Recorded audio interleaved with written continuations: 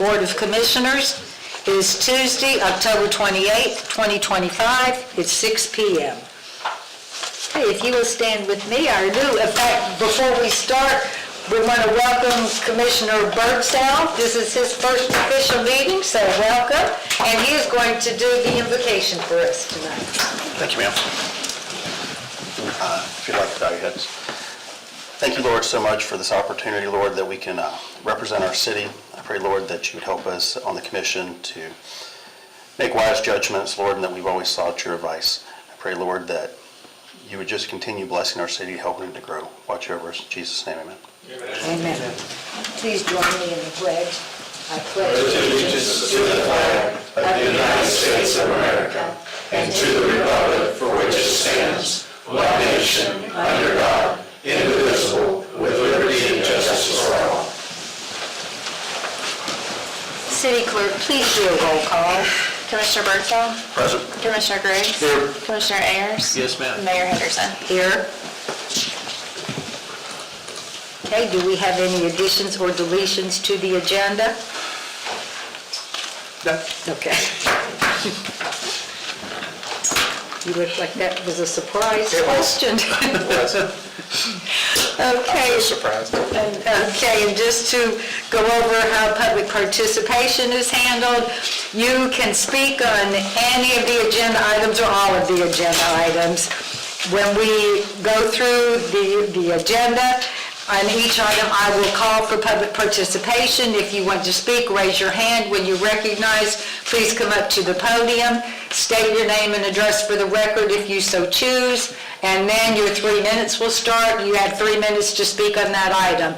At the end of the meeting, we have public participation for non-agenda items, so if there's something else you wanted to address, the process is the same. You know, raise your hand, you come up, state your name and address if you want to, and then you have 3 minutes for whatever your non-agenda item is.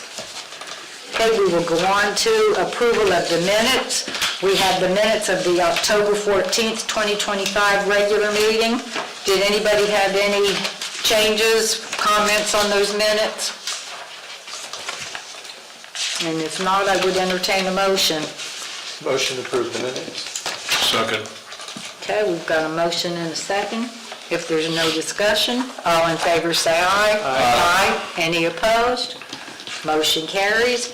And the financial statements are included. These are the September 30th financial statements, but as you all know, there'll be significant adjustments made to those financial statements when the audit is done.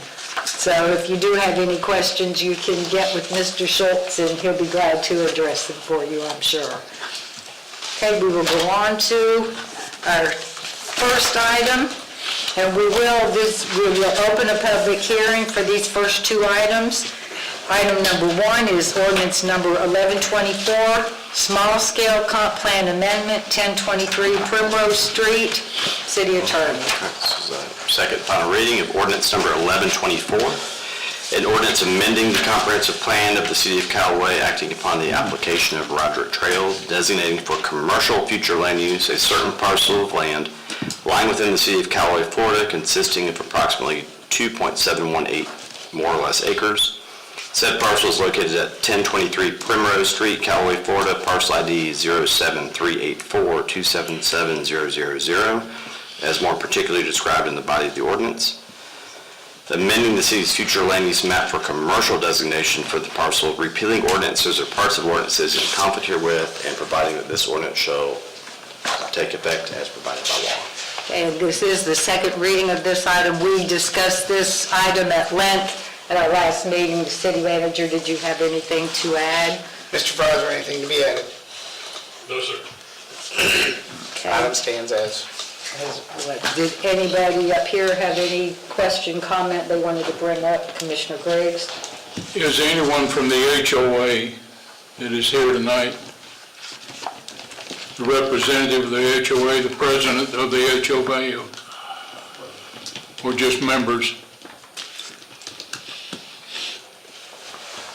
Because I asked for this at the last meeting.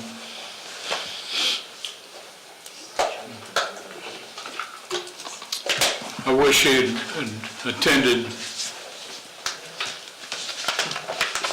last meeting or this meeting. Mr. Ridge, our I can't have you speaking from the audience, so, well, no, it's really not time for you to, Okay, but there's a point of I mean, are you the president of the HOA or a board member of the HOA? Okay, I know that's what he was looking for. Right, can he speak for the HOA? It's a public hearing. I mean, anybody's. Okay, well, I mean, if you want to say something, come up to the mic, please. What's he done with here? Well, that's what I thought, that's what I was thinking, that it wasn't the time for him to speak. I'm saying to your question, my name is Bill Troop, 11733 Poston Road. Our HOA is controlled by the builder. Until they reach 90% of the homes for sale, Adams Homes controls our HOA. Okay, is anybody here from Adams Homes? There you go. Do you have any other question or comment, Commissioner? No, not if they don't have a representative, so. Anybody No. else have a question? So I'm talking about commission right now.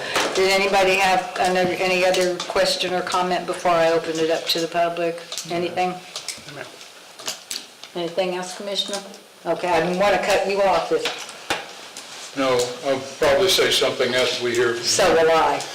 So will I. Okay, who wants to speak for, yes, sir, come on up.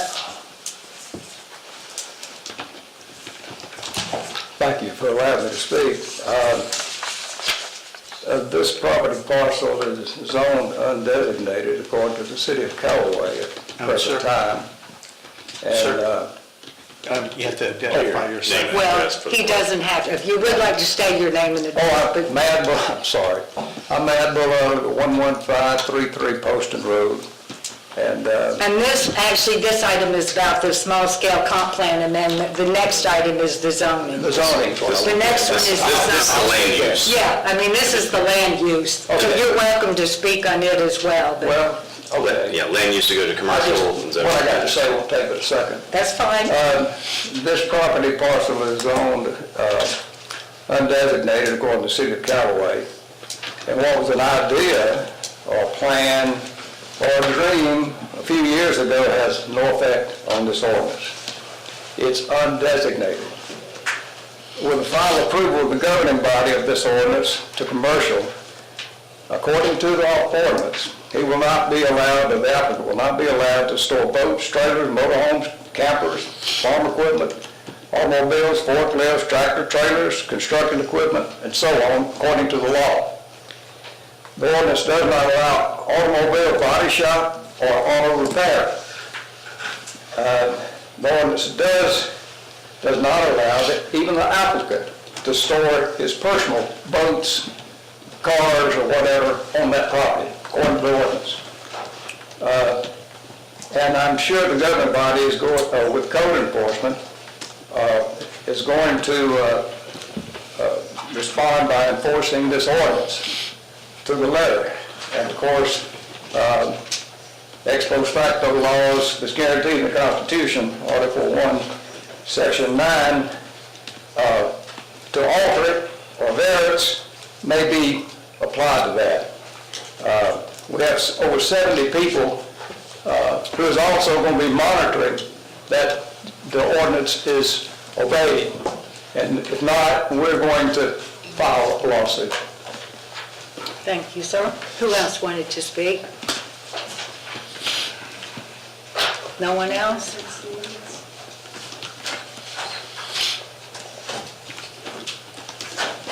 John Grombeck, 427 McKenzie Avenue, here on behalf of Crystal Creations LLC, the owner of the property. I'm here with Mr. Todd Trail.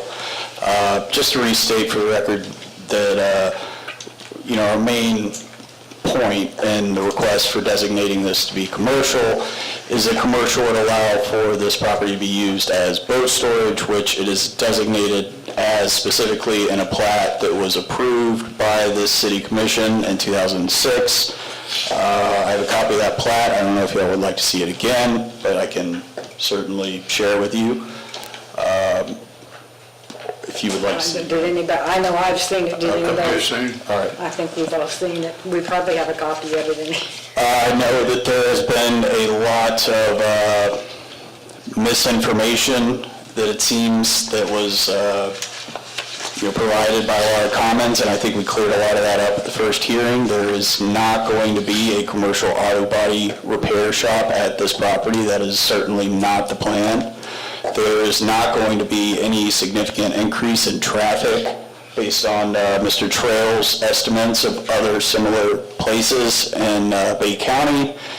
The traffic would increase by about 2 vehicles per week, and there are not going to be any toxic chemicals at this place. So really all we're asking is that the City Commission provide us with a designation that facilitates the designation that was in the plat that was already approved by the city. Would you like to say anything? Thank you. Anybody else? Okay.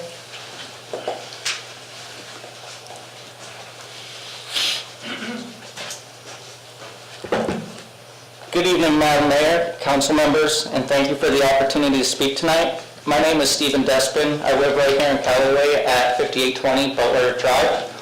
I also represent Guardians of Liberty, a local grassroots effort dedicated to keeping government transparent, accountable, and close to the people it serves.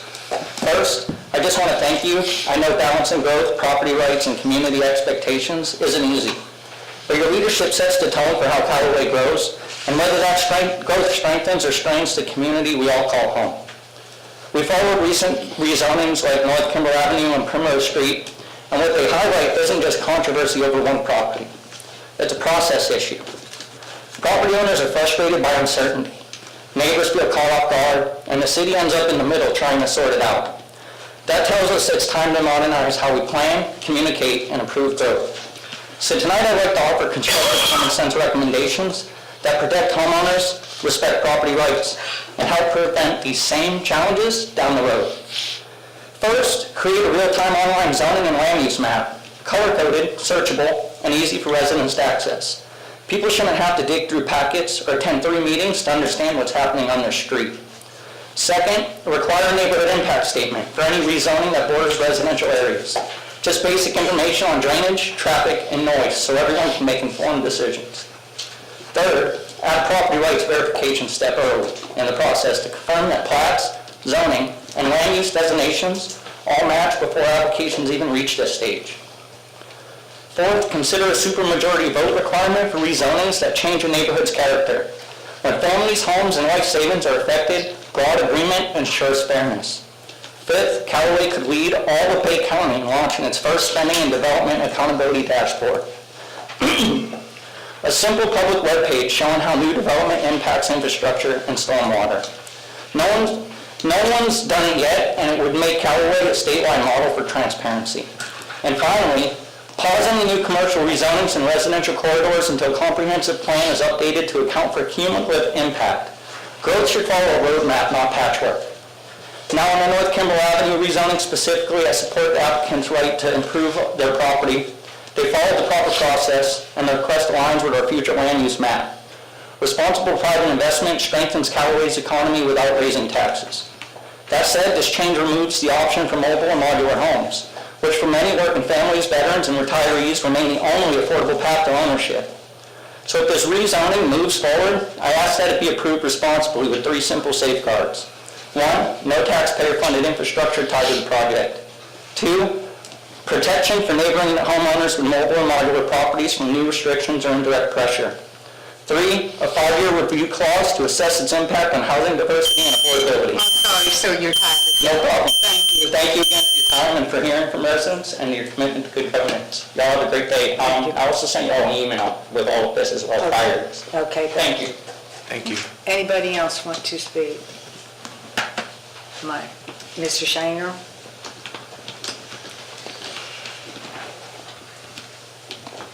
Ron Shannon, 711 Kevin Circle. Keep in mind, I don't know who else here tonight, but last meeting, there was about, 50 or so signatures. Somebody went to a lot of trouble to get all those signatures. I don't know, it was a high number of signatures. And I felt like they kind of got steamrolled. I don't know, but you're going to make a bunch of people unhappy tonight to make 1 or 2 happy. You might keep that in mind. But, you know, these people, you know, they moved in there, and they got their plans, and they was promised a bunch of crap that, you know, it's not working out, not to what they was told, you know. Some weasel got in there and promised them a bunch of something, and then, you know, weaseled out and went the other direction. And, you know, just keep some of this in mind when you vote. But, you know, I think there's going to be a lot of disappointed people. Thank you very much. Thank you, Mr. Shaner. Anyone else? I see nobody else. So it's back to us, gentlemen. I'd like to make a motion to approve ordinance number 1124, small-scale comp plan amendment, 1023 Primrose Street, parcel ID 07384-277-000, final reading. We've got a motion, do we have a second? Second. We've got a motion and a second. Is there any more discussion?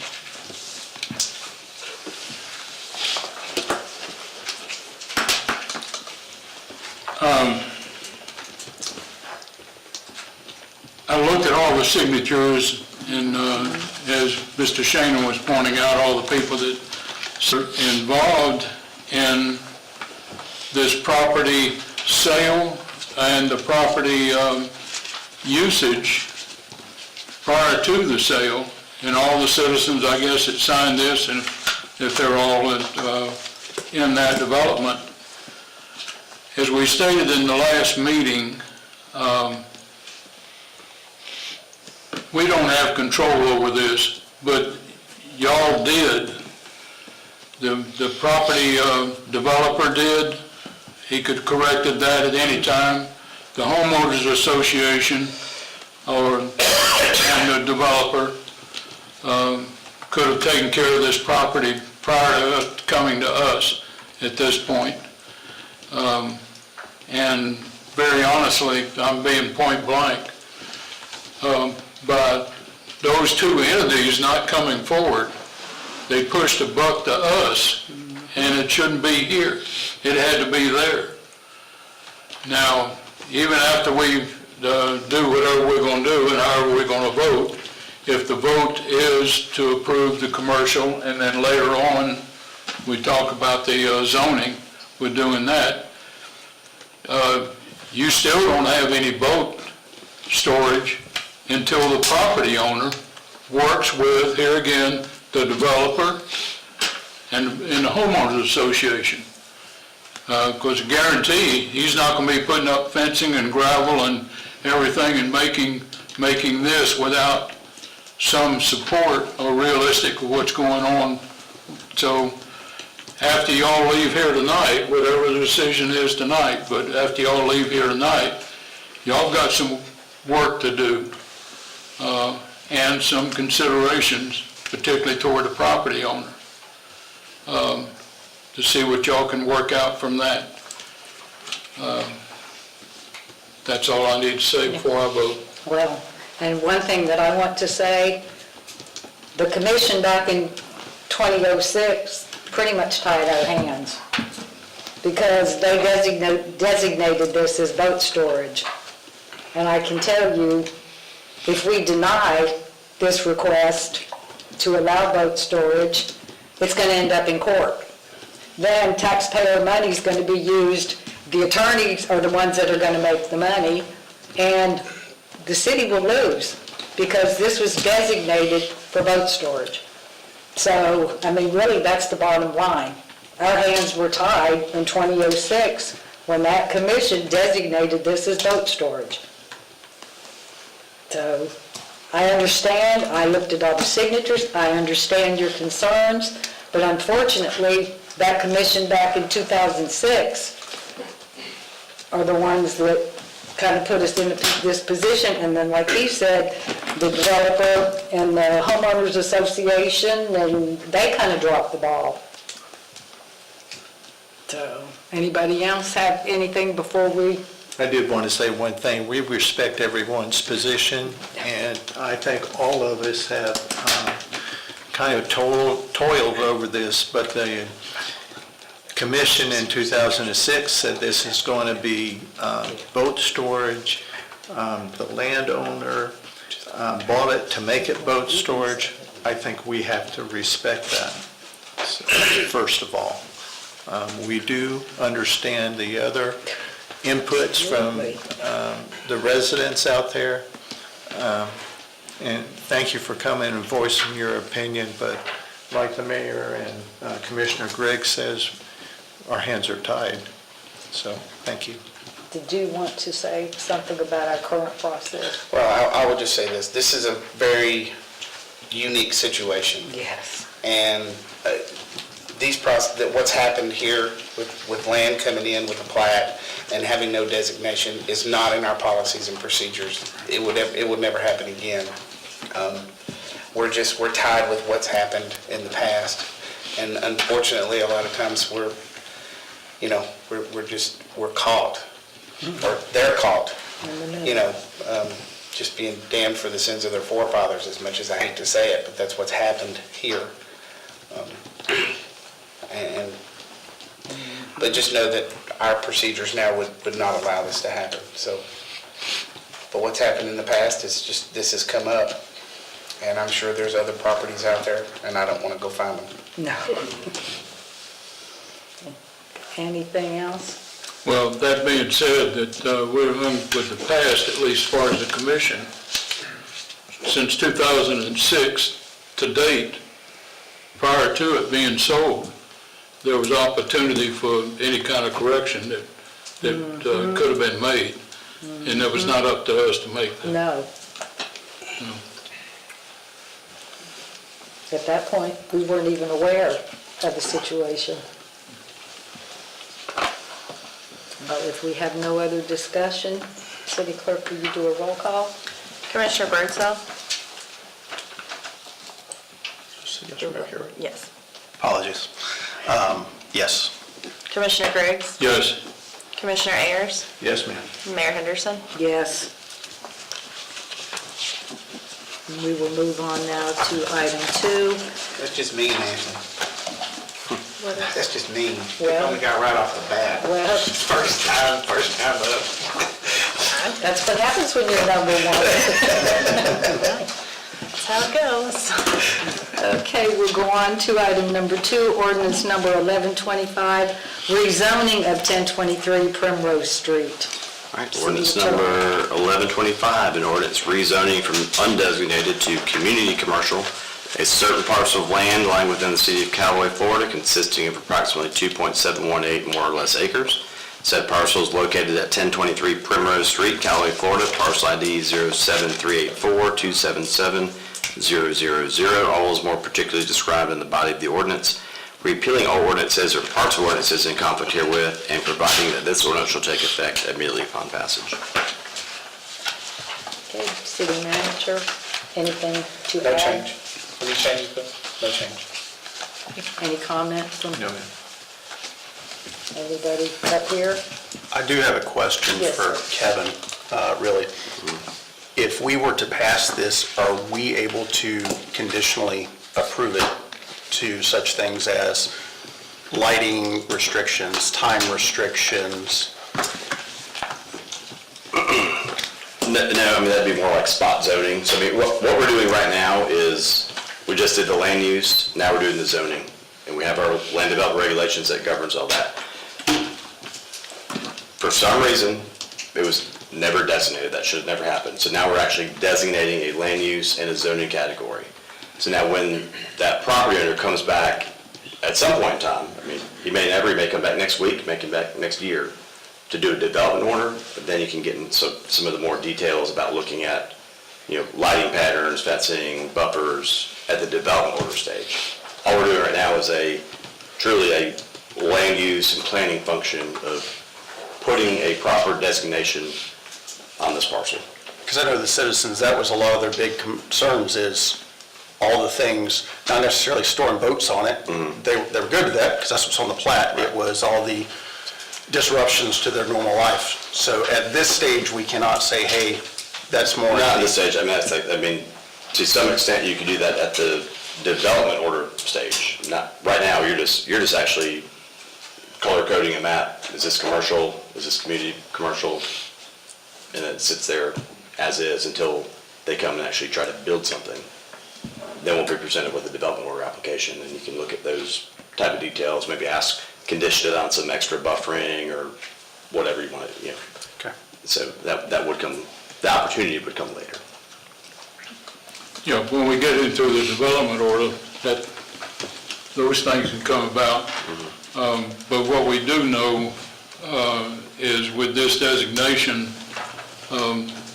it cannot be an automotive shop, that type of thing. But people perhaps concerned about the property owner parking his vehicle over there.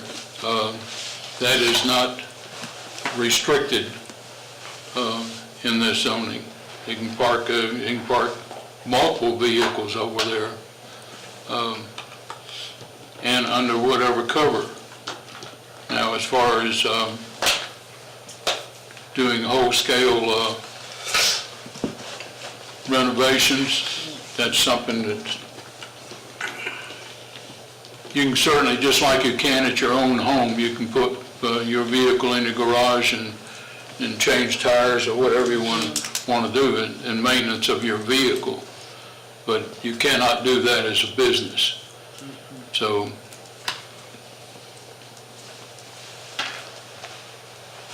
Anything else? Who in the audience wanted to speak about the zoning? Yes, sir? I'll get you next. I saw him first, so.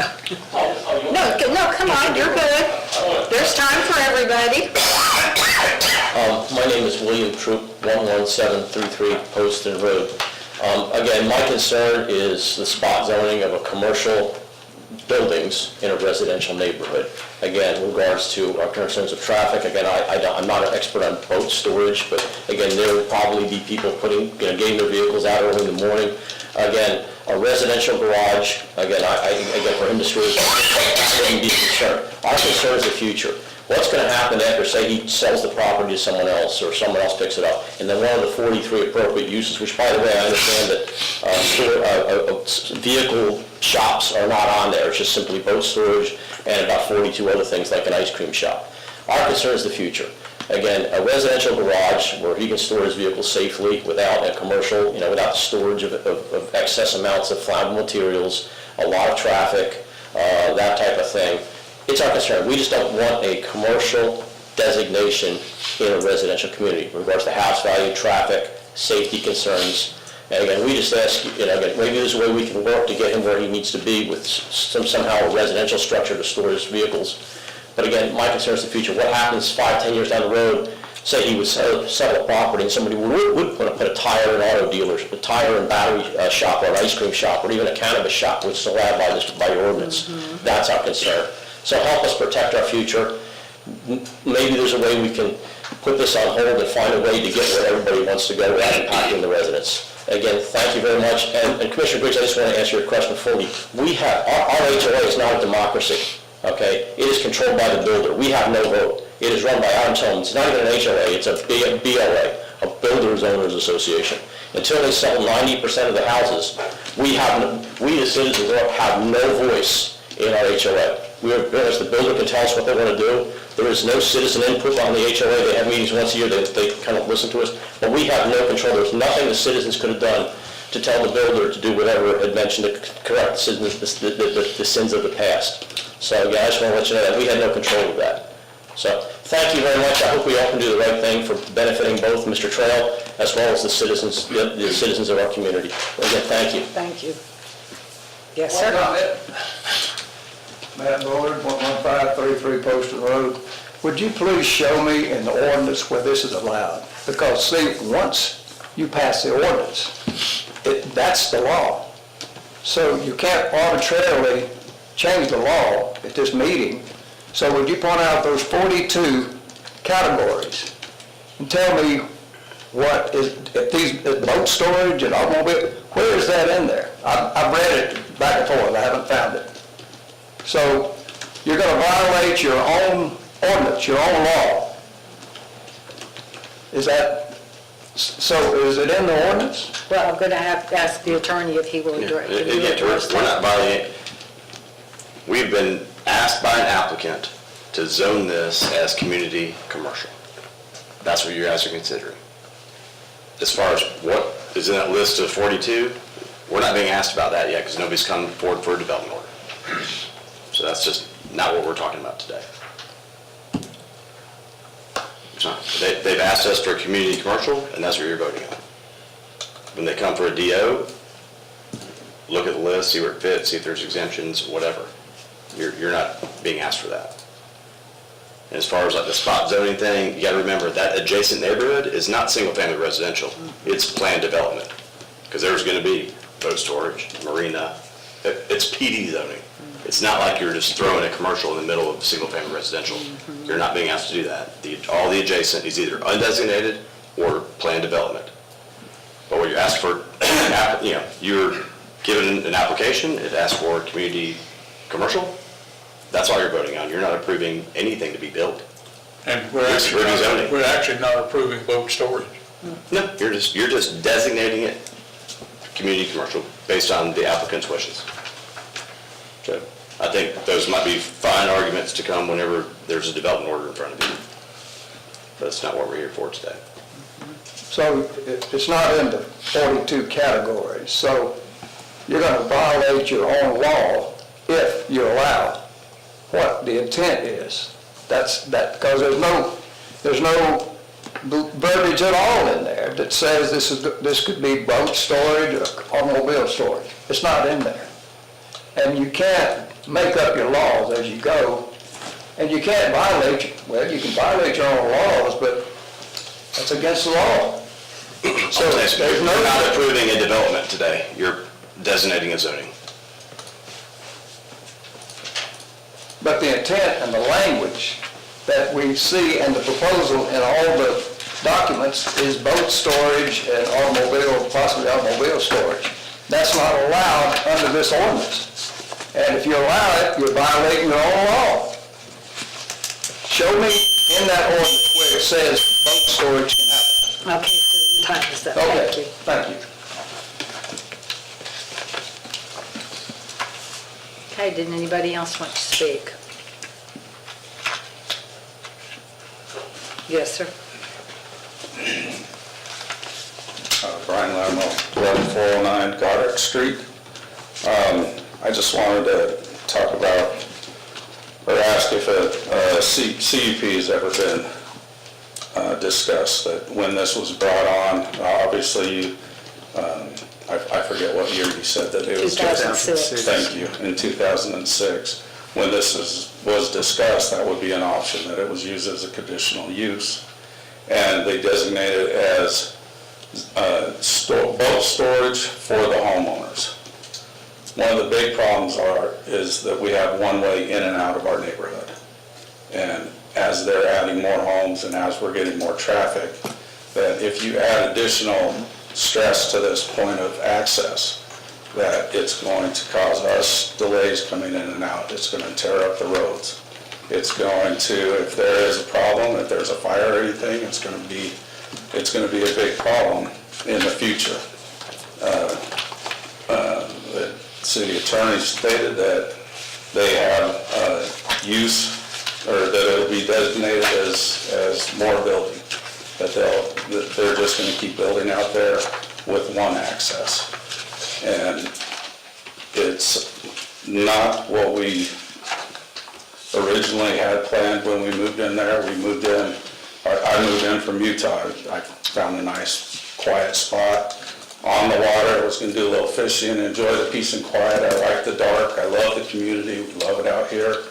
And as you start adding lights, as you start adding people that don't live out there that come in, you bring in trouble. So all we're asking is that we not make this commercial, that it stays residential, stays what we intended when we bought it. Thank you.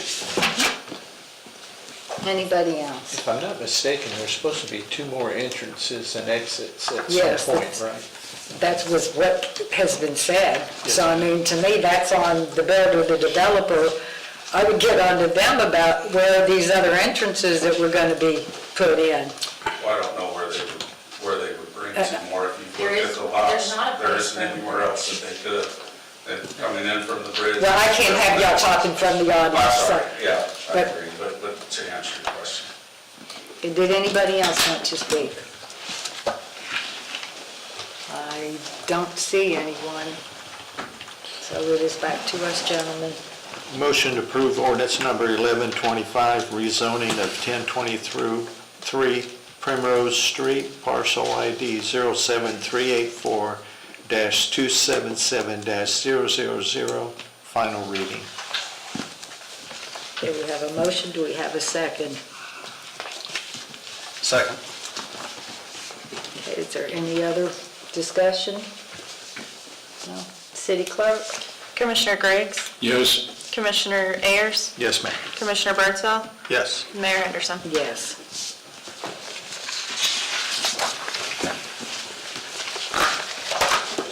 So what we have done, we have rezoned that as community commercial.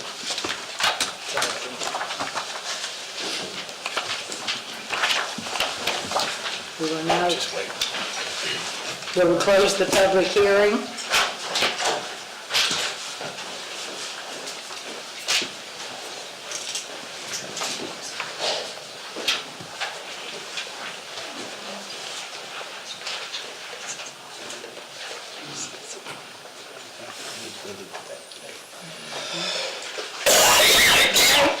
We will go on now to the regular agenda, agenda item number 3, ordinance number 1131, 610 North Kimball Avenue.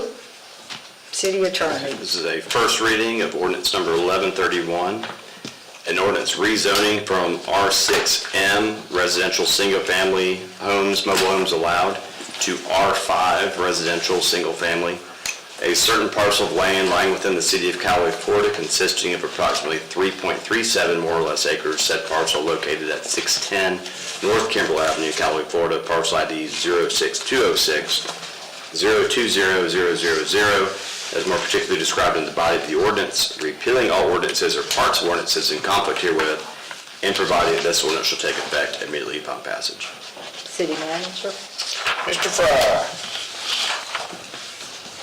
He was ready to jump up. Good evening. As I explained to the planning board, it just doesn't get any more simple than this. The applicant is asking for an increase of density from a 6,000 square foot lot to a 5,000 square foot lot, but they're wanting to drop the M where mobile homes will not be allowed. This will be a cul-de-sac with single-family houses. Approximately 14 or so. Okay. Mr. Mike Harper is here tonight. He's got some conceptual drawings, but nothing yet. Of course, we got to get to the development order, but we got to get the zoning in line. The future land use is already correct. Good. That's why we don't have a small scale Yes. for you tonight. If you have any questions, we'll answer them best we can. Anybody have questions? No, ma'am. My question concerns the drainage ditch that is behind there. Now, part of this,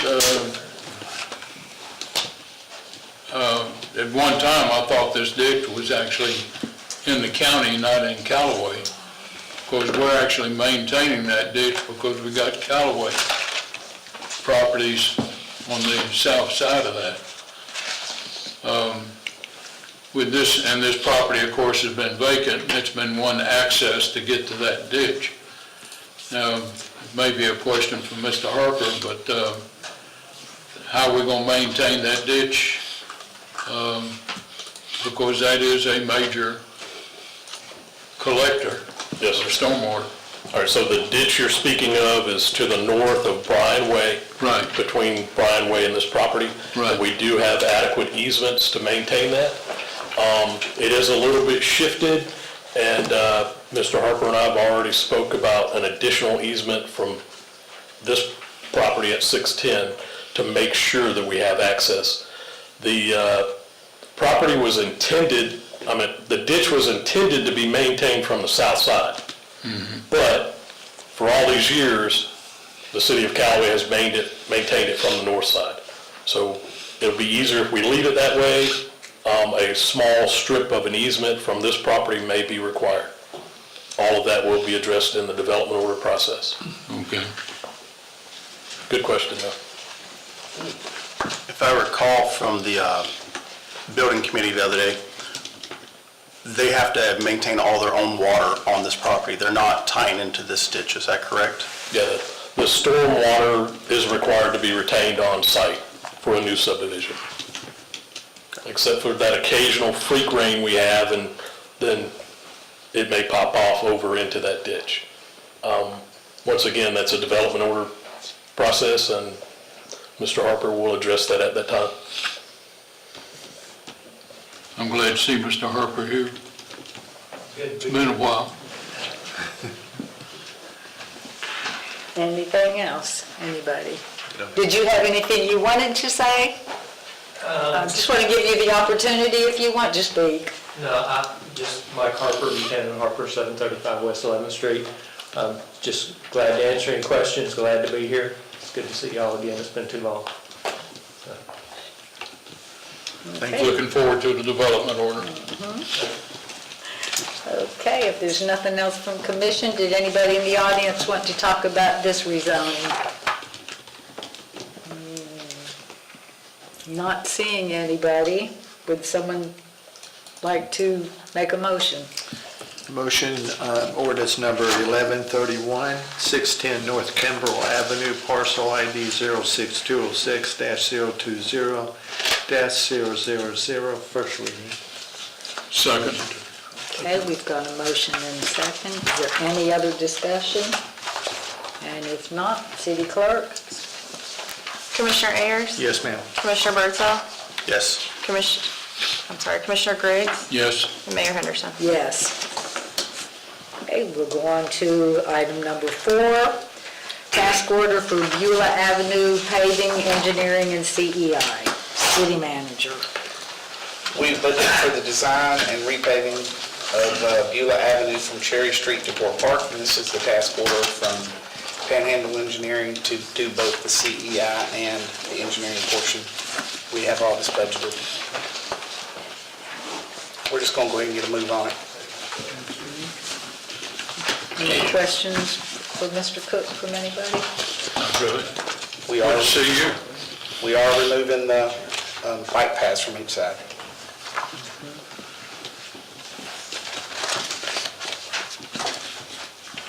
Nothing from anybody? Don't speak.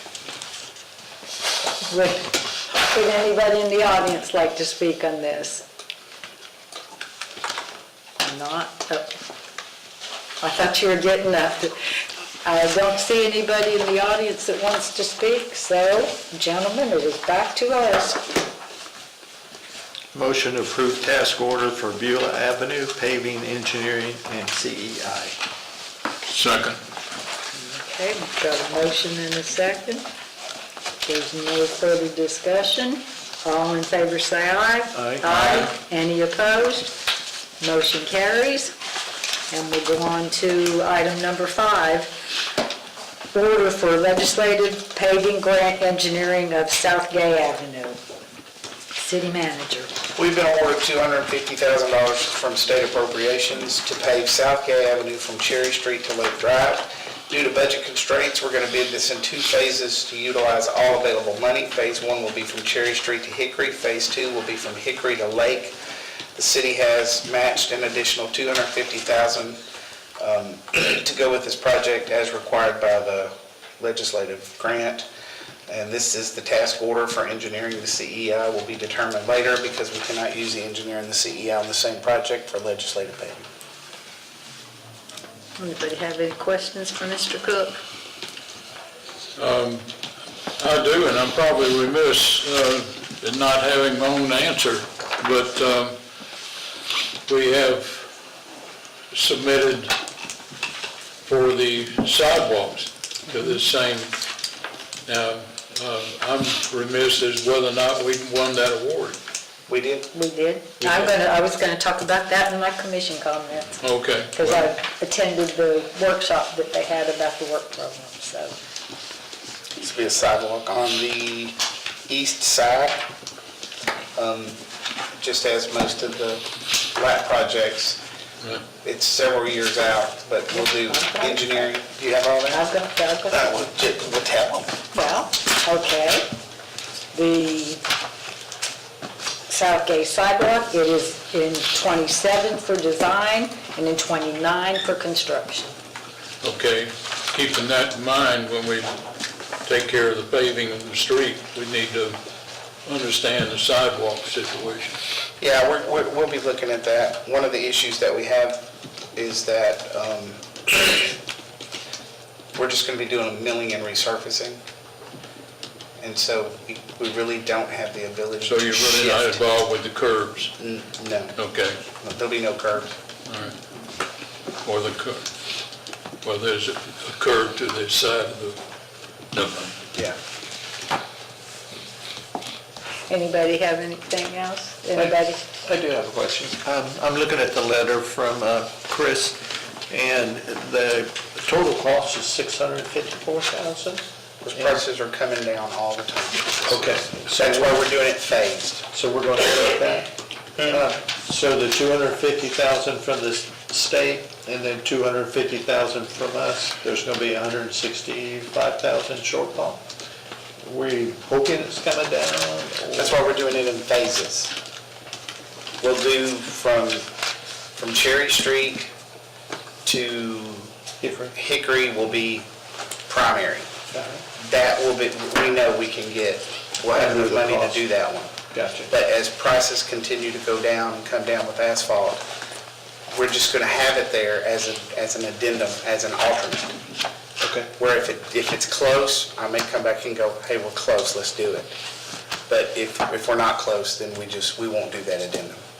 Okay. but the original engineering would cover both phases, right? That is correct. Okay. Anything else? From up here? Well, you said both phases on the map, we also, and then drawing out, we have a third phase. Three Is that, No, we're not doing, mark it out. We took that out. We can't do it. The only reason we even considered that was because there's a huge dip, and we're gonna address that separately. So We're with- actually gonna address it in-house. so back to Commissioner Ayers, when he talked about the numbers, were the numbers considering all three phases though? No, On the budget? we took them out. Did we do that, Chris? There were only two. Yeah, there's only two. Just didn't take them out of the map.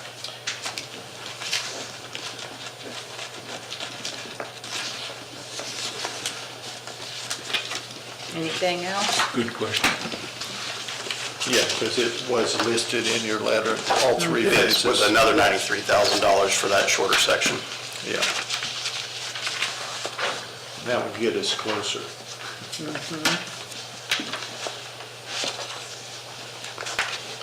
Did you send me a revision on that? Yeah, you got three bullet items. I may have on attached the letter. wrong one.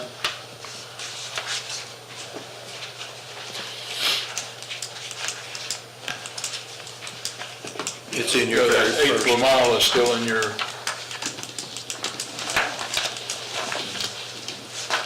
It's in your very first paragraph. It's got the three bullets for the different sections. We can revise it, obviously, if you let us.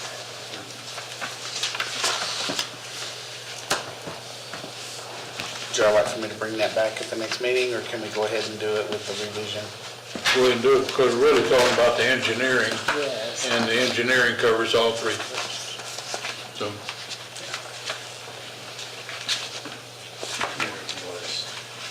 I mean, if it's gonna be a revision down, I think we can go ahead and approve. If it was gonna be up, we might need to see it. No, it's gonna be a revision. Yeah, if it's a revision down. It's gonna be quite a bit, too.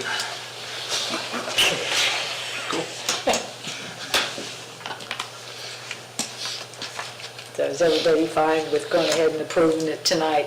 And, Yes, ma'am. okay, well, did anybody up here have anything else? I'll open it up to the audience. I'll send the revision out to you. Anybody in the audience want to comment on the task order for the legislative paving engineering? I'm pretty sure I just I attached the wrong file. Oops, my bad. Well, I don't see anybody in the audience that wants to speak on this, so would someone like to make a motion? Motion to approve task order for legislative paving grant engineering of South Gay Avenue. Second. Okay, we've got a motion and a second. Is there any more discussion? If not, all in favor say aye. Aye. Any opposed? Motion carries, and we'll go on to item number 6, surplus equipment, fire department. Fire department is requesting to surplus several items that were basically purchased in 2005, and they served us well until 2022 when we purchased new, actually, I think we got some grants for that, didn't we, Chief? We got a grant. Yeah, to purchase new equipment, and basically, these are the old style tools. The new ones that we have are battery operated. They've been sitting on the shelf.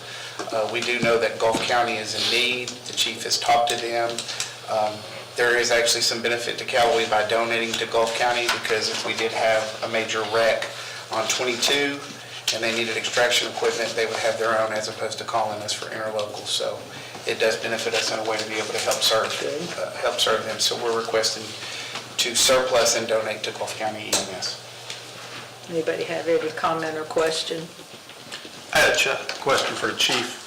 Well, actually, For all, I guess all, it really goes to, do we have, if our battery operated, do we have backups? If it breaks, do we have a maintenance plan? Do we have a way to, if our stuff breaks and we don't have We this have multiple sitting on the sets. shelf? We have multiple sets. So this really wouldn't, Chief, if you want to get up and explain a little bit, they wouldn't even serve us as a backup.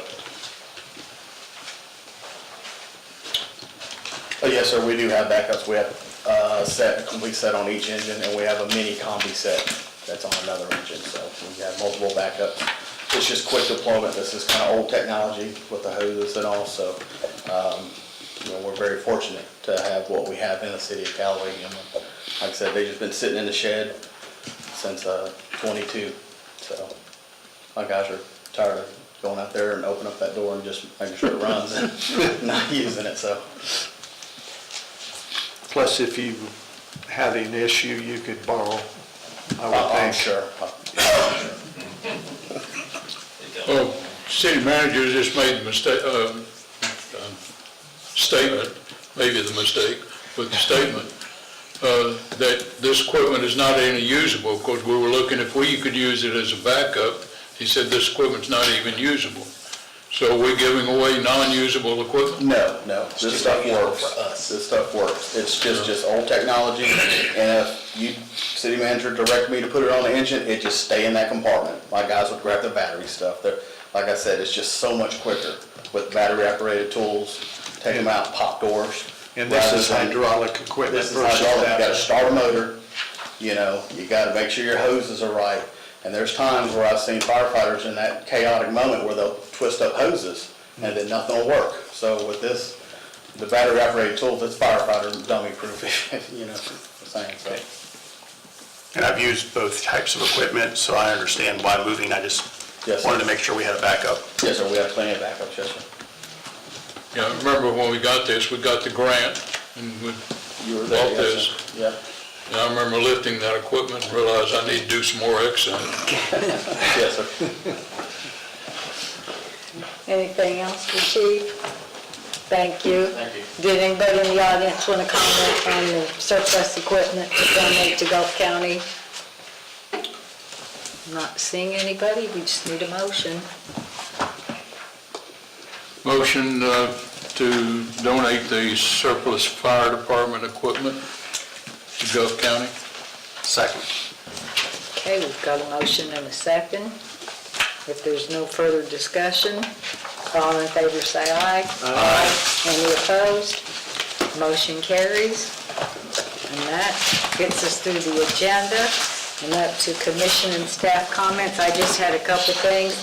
First, since today is National First Responders Day, you know, we want to pay tribute to our fire department. Our fire chief is here, and also to our sheriff's department. So Deputy McKenzie can represent the sheriff's department. We appreciate you all and what you do for the city to keep us safe. So happy National First Responders Day.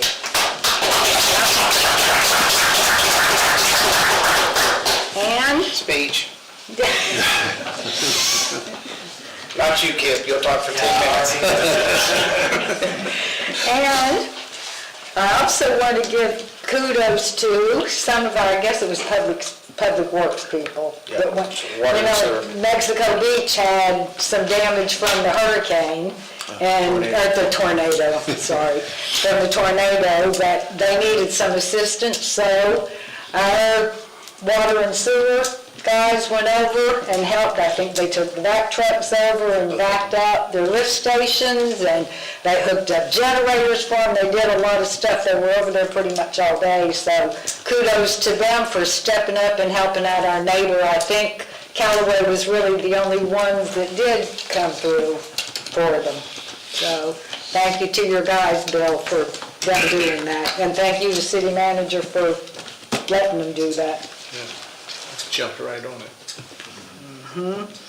Okay, and we already talked about the Southgate sidewalk. The other project that is in the work program that involves Callaway is they're going to do by Callaway School. I'll know better after November the 5th because this is on our TPO agenda to talk about this, but in the work program, they are going to do some pedestrian safety improvements on Highway 22 in the area of the school.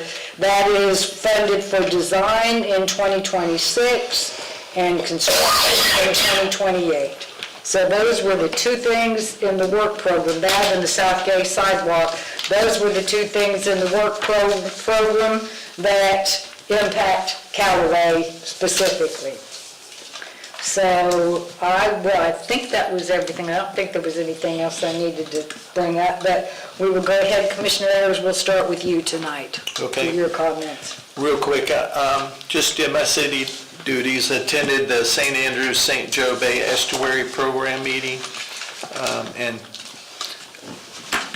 we approved several things there to help the program move along.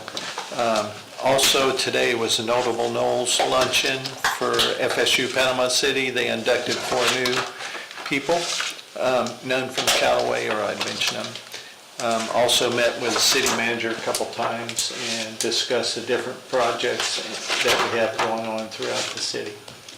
And I did visit Boat Race and the Roundabout, and they're pressing ahead. They're putting in drainage boxes today and trying to get it done for the rain tomorrow, so they won't get behind.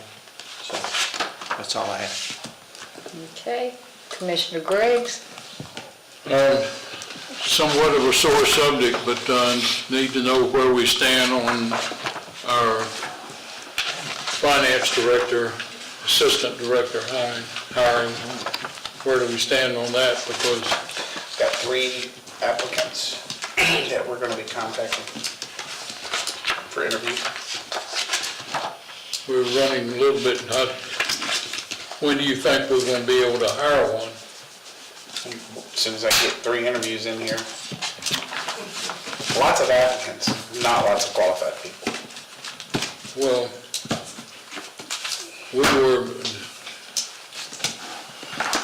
we were really intending, or at least I was really intending, that we'd have someone in here for a somewhat length of time, and the way it's going, we may only be looking at 2 months or 3 months or 4 months, and we were looking for, we're going to be able to find out, first of all, whether that applicant can actually do the job for us. I think one of the 3 that we've got are going to be okay. We've ended up, we've put this just all over the state, all over, and all over the nation. It's been off of ICMA, it's been off of all the nationwide sites. And, but unfortunately, you get lots of applicants, but not a lot of qualified applicants. Surprisingly enough, there's just not been a ton of qualified applicants. You have to weed through all of them to find the good ones.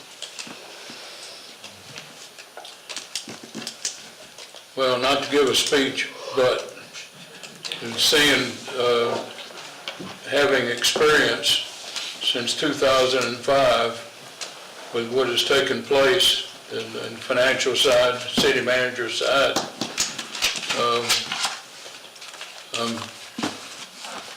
I've been very happy that what, very honestly, actually, Mayor Henderson, then Citizen Henderson, and myself and several others had to dig for information in the last several years.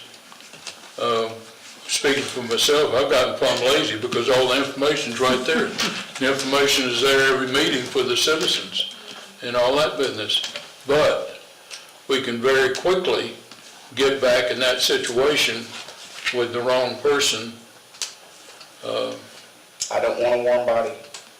I want a qualified person. Because very honestly, that person doesn't report to the commission, but very honestly, as your right arm, and your right arm has taken a lot of responsibility off of what's attached to your right arm. So I'm just concerned that we don't lose what we've gained over the last few years. Your concerns are not any more than mine are. Yeah. Okay, 'cause to continue with not giving a speech, city clerk has been the other drawback early on and has improved. Jennifer Vigil, very honestly, I give her credit for at least getting this city into computers, et cetera.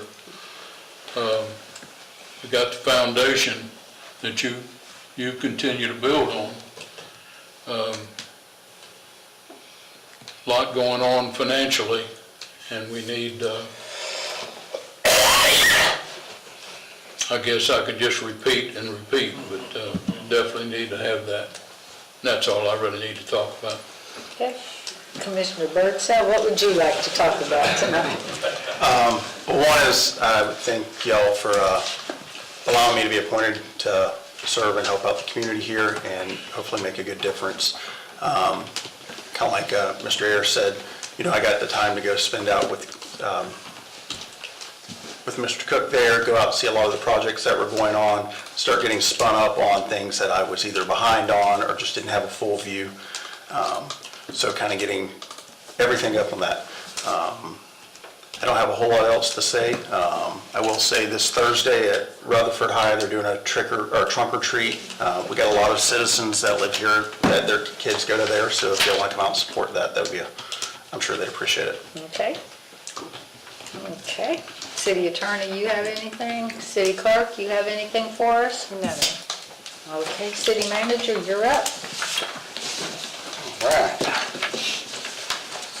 We'll keep it kind of short and sweet. Lake Drive, we're just waiting on the contractor to come in, and we're pretty much ready for them to get that paving done in those two areas. We're just, it's a mobilization issue right now, just to have them come over to do these and do it within a decent budget. Sandy Creek Sewer is still in environmental. Don't know when it's going to ever get out of environmental. Thank you, Corps of Engineers. Hugh Thomas is pushing through. They're on schedule, on time. The lift stations, we're expecting the materials to be in December. They're still on schedule. It just takes a while to get lift stations in right now. The roundabout has already been discussed. It's on schedule. Everything's doing right. We're having a lot of issues with people that don't want to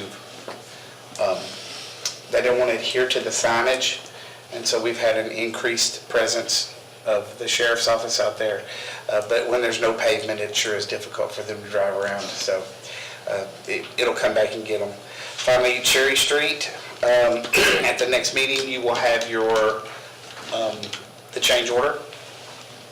That is being worked through, so y'all will see exactly where we're at.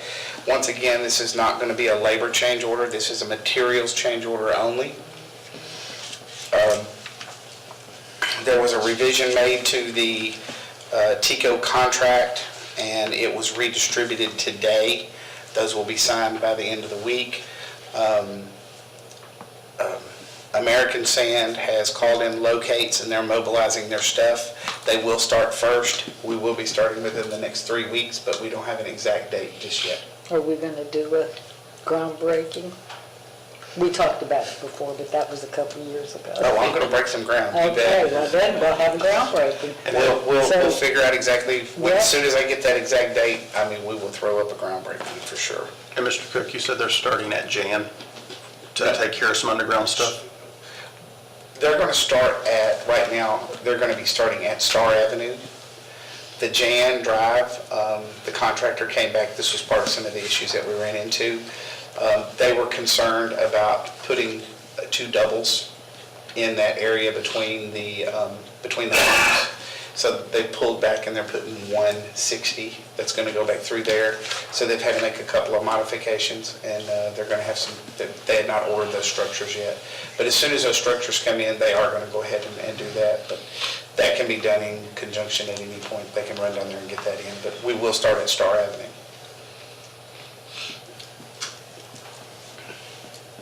Is that it? I think that's it, unless I've missed something. Are we doing something November 11th? Yeah, I couldn't get to that You wanna in the get that? announcement.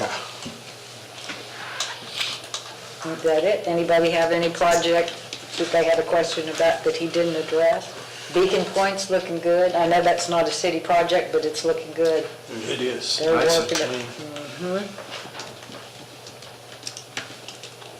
Well, you're going to be making an announcement about the TPO. Yeah, yeah. Yeah, I'm trying to add these things. Okay, Nothing. okay. Who in the audience wants to make a comment about anything? Yes, ma'am? Tell me, we missed him. I'll tell him, thank you. So on August the 26th, y'all voted to approve $65,000 to Dewberry for the lead services line inventory. Our city manager said nobody knew. He didn't know, Bill Fry didn't know, no current employee knew. I do have emails from DEP to the city of Callaway. The first one I have is dated May 20th, 2022, addressed to our city manager, Bill Fry, and the former employee, notifying them of that lead services line inventory. I have another one on September the 9th, 2022, to our city manager and the former employee, with the information, quite lengthy actually, it's about 3 pages, notifying him and giving information about that. And then another one from November 2022, addressed to our city manager and the former employee concerning that. But I'll save time and fast forward to August 2024, when Thomas took over utilities superintendent. And he notified DEP and said, hey, I'm the new superintendent, what do I need to know about Callaway? And update my contact information. And she said, okay. And then when she replied okay to that, she included information about that lead services line inventory. Then October 28th, 2024, a reminder to Thomas from DEP. The email is a friendly reminder that the lead service line inventory was due on October the 16th, 2024. And we also have our 2024 water quality report that was posted to the city website on April the 1st of this year. And a link to that was included in our May 2025 newsletter. And at the very end of that, it says that the city is aware of that deficiency, and we're working to correct that. So I'm wondering, how did we get to $65,000 to Dewberry to expedite this when 3 employees in supervisory positions knew that this was due. That's all. I was just wondering about that. And I do have a copy for Ashley to put in the record.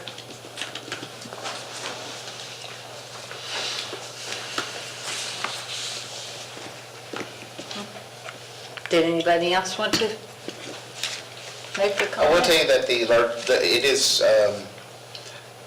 the report is complete and it's been submitted and accepted.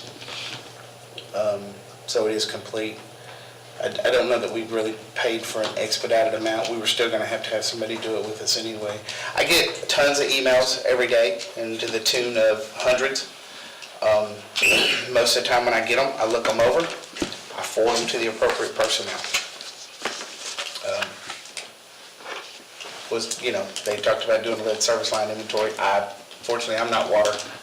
I don't know much, so I forward stuff around and expect stuff to get happen.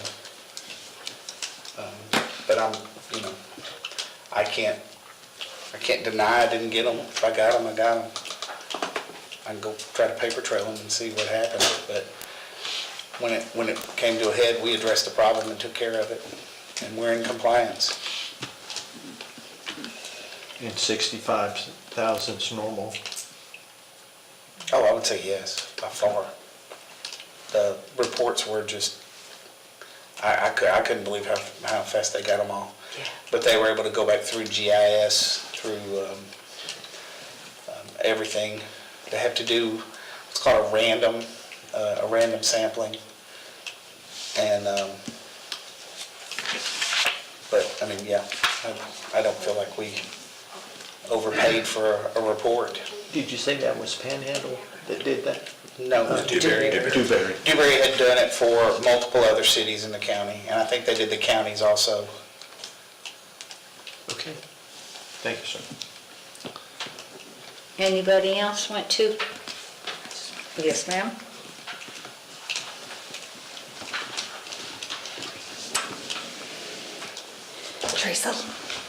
Teresa Langston, 6031 Land Street. Sorry. I've lost my voice. So, back to what she said is, if that was the fact that you forwarded them on, the utility supervisor was already included on the email, so it didn't need to be forwarded. So, I'm curious of, then why did you come before the commission and the citizens to say that nobody knew? That we didn't know where the emails were going to and stuff like that? Well, first off, like I said, I get bukus and bukus of emails all the time. So honestly, I did not even remember anything about a lead services line. I will tell you, I questioned my staff. And so if I was misinformed, then I was misinformed, and I'll deal with that internally. But you were included on the emails to be misinformed. That goes to my statement at the last meeting. You know, you sit up here, you gaslight the citizens, you tell them what you think they want to hear, or you cover your butt to, make some crazy statement when it's not the facts. You misrepresented the facts when it come to that. Actually, I presented the facts as I had known to me.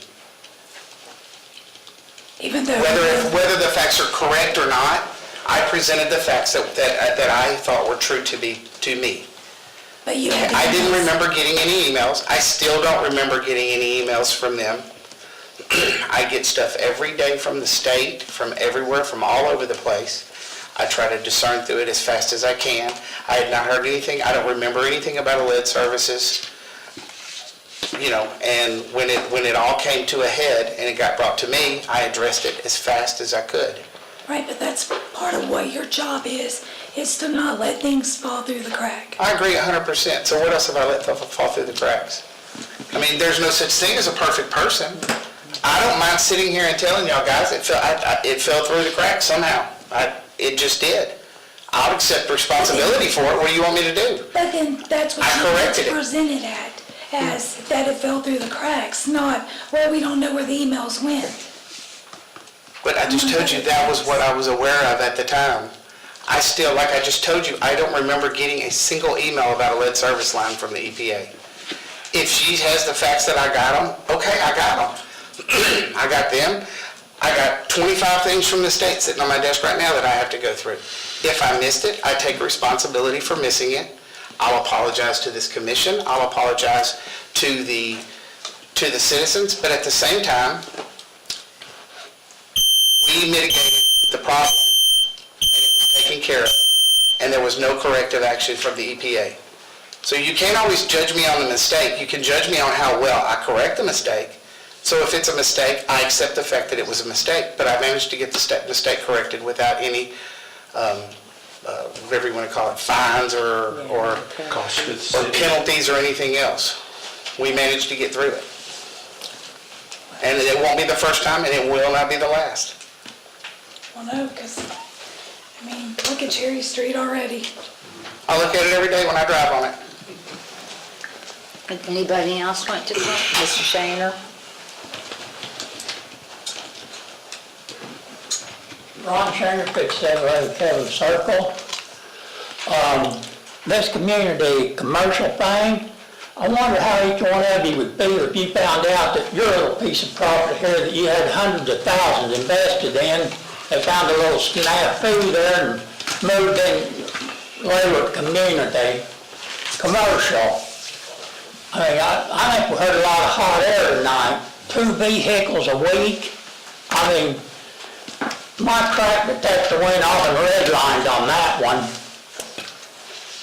I mean, it just, I mean, really, how would you, I know how I'd feel, you know, if I found out my home was in the middle of something like that.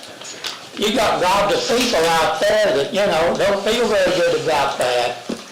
I realized back in 2006, or whenever it was, you know, the commission dropped. I can't remember who the commissioners was, but I started coming to these meetings, not around 2006, I guess. I moved over in 2004. And, you know, I've been coming to these meetings fairly regular since then. And, you know, sometimes I have a real disagreement with you. You know, I know there's a problem there, but, you know, it just, I know how I'd feel, and I just wonder how you would feel. The one commissioner, he couldn't wait to make a motion, you know. Yeah, that seems to be his job, making motions, you know. Can somebody else make a motion? Thank you very much. Thank you, Mr. Shaner. Anybody else? Okay, I apologize, I didn't do the announcements in order, but to get the announcements, okay, there will be no planning board meetings in November. There will not be one on the 4th, there is nothing to be on the 4th, and because of Veterans Day falling on the day that we would normally have our first meeting in November, our meeting is moved to November 18th, which would be the planning board meeting day. So there will be no planning board meetings in November. Our next commission meeting will be November 18th. We're only having one meeting in November, so that meeting will be November 18th. Okay, so that addresses planning board and the commission. As Commissioner Griggs said, TPO, we have a TPO meeting on November the 5th. The TPO meets at 3:30 and they meet at the facilities down just off of 11th Street where, yeah, some of you know because some of you have attended the meetings, but that will be November 5th at 3:30. The Historical Society will be meeting on November 16th. They are moving the meetings back to the museum, so they will be back on Sunday afternoons. So Sunday afternoon, November 16th at 2 p.m. in the actual museum.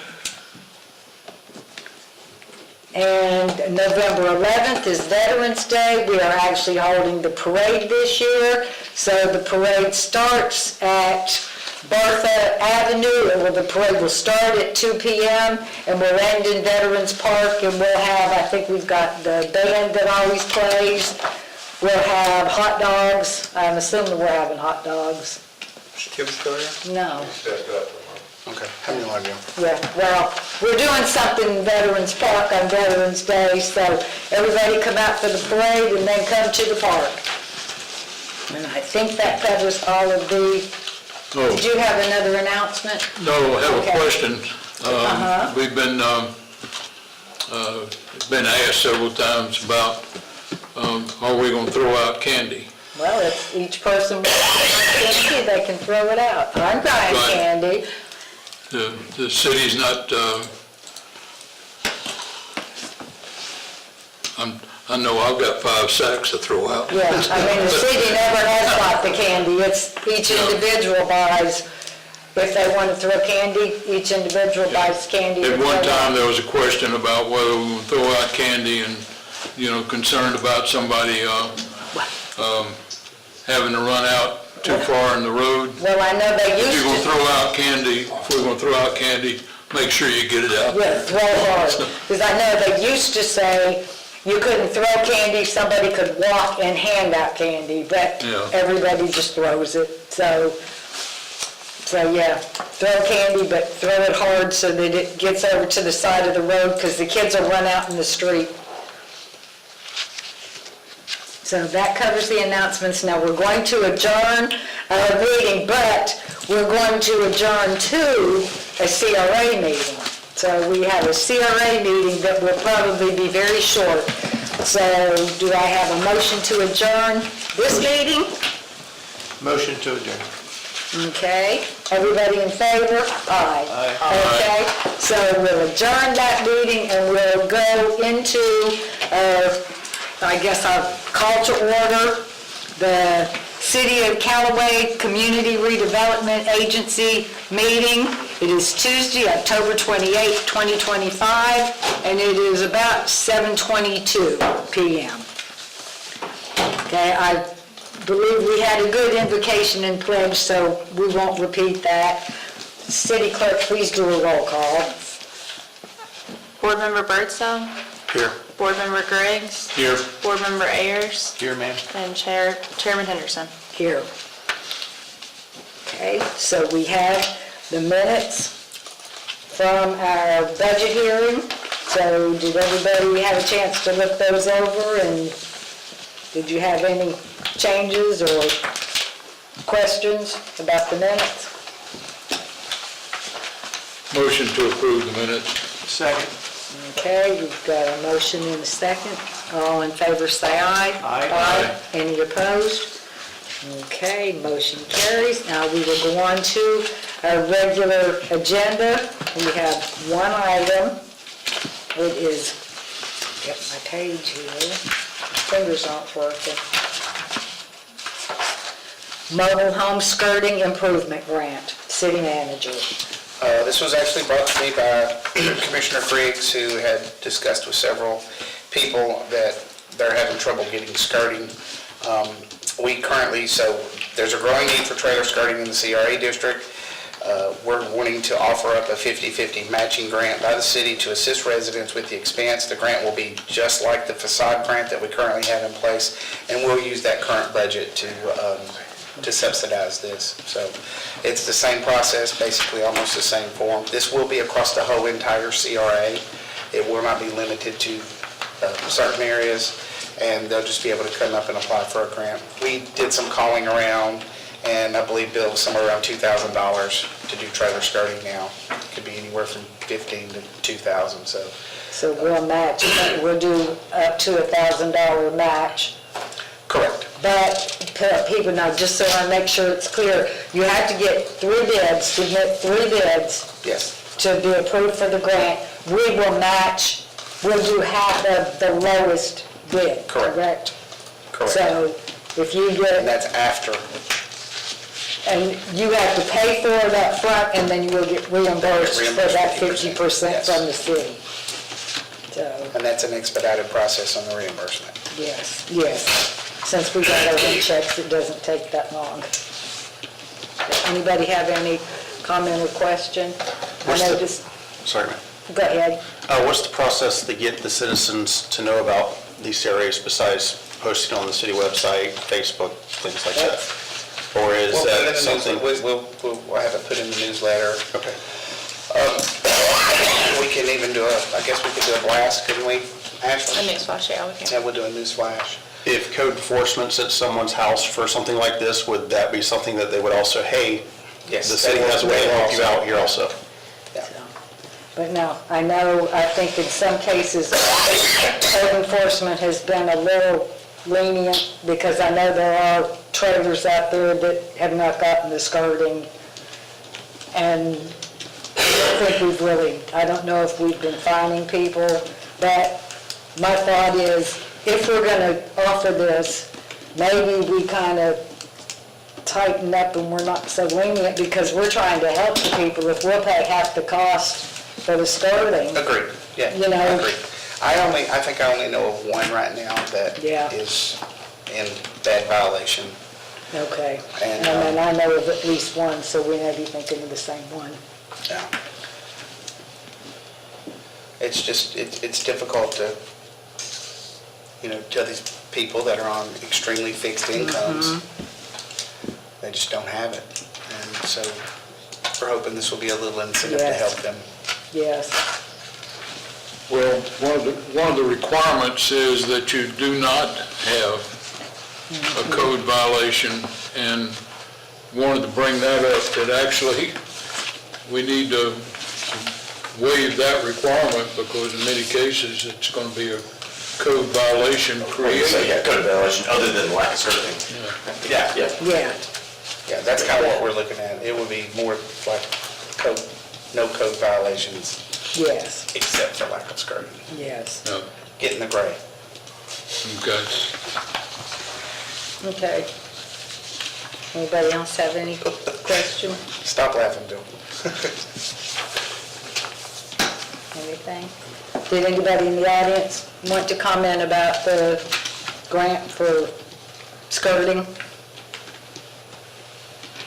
Let's see if we got any takers on it, because we tried facade granting on Cherry Street, for example. We tried to, do some selection there, and zero takers. Well, I think we got one at Doctor, down there behind, Yeah, we actually did two grants on that Or particular wasn't property. that under the commercial? And now it's being sold. Right. Yeah, that was under the commercial grant, that wasn't Yeah, that one. the residential, that was different. Well, nobody wanted to comment, so would someone like to make a motion? Motion to approve CRA mobile home skirting improvement grant. Second. Okay, we've got a motion and a second. Is there any other discussion? Not seeing any. All in favor, say aye. Aye. Any opposed? Motion carries, and we don't do public participation at the end. We do public participation if you wanted to speak on the item.